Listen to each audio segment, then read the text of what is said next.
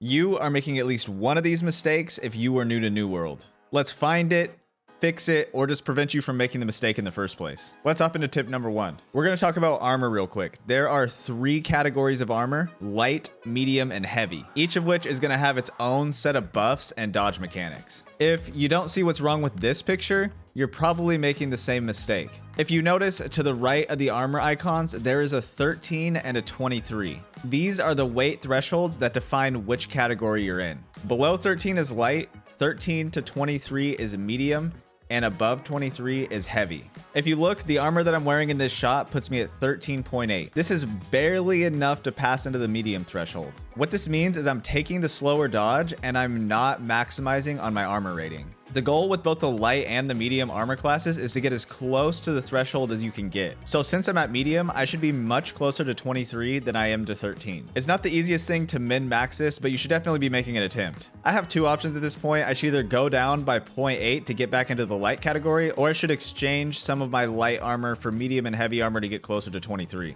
It depends on the exact playstyle that I would want to play, but I shouldn't be barely above the weight threshold. Alright, so this next tip can apply to both attribute skills and weapon skills, but I think it's a little bit more important to focus on the weapon skills. Either way, we're going to talk about both. If you're new to New World, you're probably still trying to find the exact playstyle that you want, and you should definitely be experimenting. The best way to do this is by respeccing your weapon skills. You can do this for free up through level 10.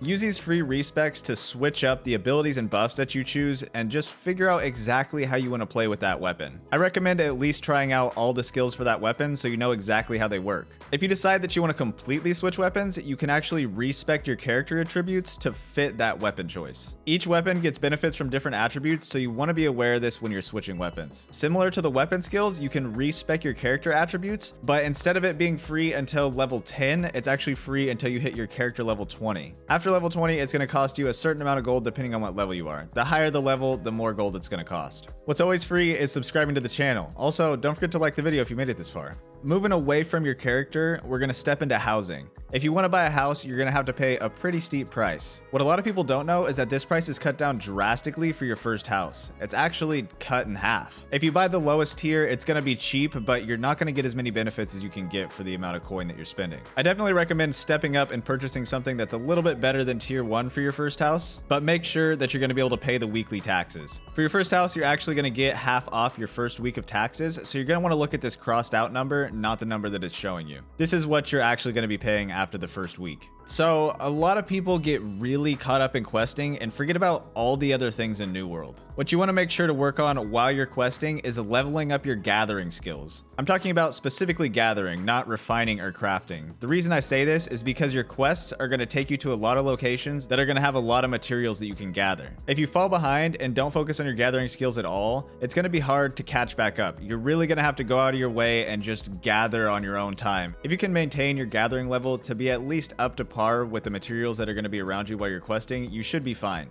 Gather while you quest. It's going to save you a lot of time in the long run. So this next mistake and the last one go hand in hand. You're going to get a lot of valuable materials while you're gathering, so much so that you're probably not going to be able to use it all. Sell it.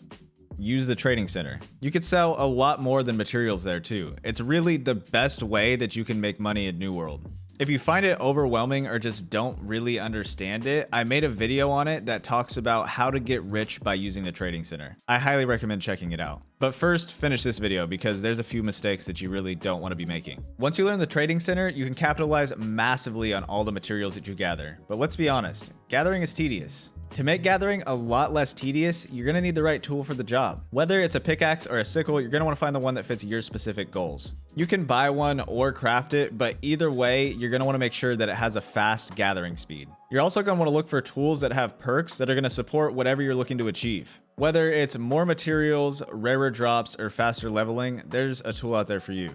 If you decide that you want to craft a tool or literally anything else, there's 2 things that you need to be doing. The first one is that you should be using some Azoth while you're crafting. This is going to make sure that you can create the best tool that you can. Azoth is pretty easy to come by, so don't be afraid of using it. The second thing you should be doing is using special crafting items. Remember those perks that we mentioned earlier? This is how you're going to get them on the weapons that you craft. Each special item is going to have a specific perk that goes with it. If you don't know what the item does, you can either Google it or just go to the trading center and click this button, and it's going to give you a list of all the perks. Find the one that matches the description of your item and scroll over it, and it's going to show you exactly what it's going to do. Use these two things to make the exact piece of gear that you want. Speaking of gear, what are you doing with all that gear that you're getting from looting and questing? If you're dropping it, you're doing it wrong. You should either be using the gear, selling it, or salvaging it. Salvaging is going to destroy the item and give you some materials, coin, and repair parts. You're going to use these to fix the items that you're actually using. There's really almost no reason to ever drop the items that you find, just salvage it. Okay, so